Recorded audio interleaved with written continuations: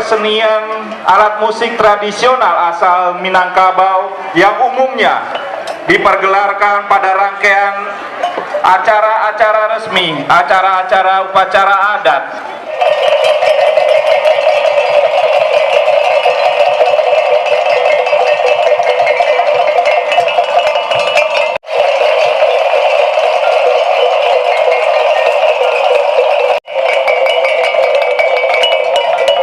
Baiklah, terima kasih kami ucapkan kepada Bapak Bupati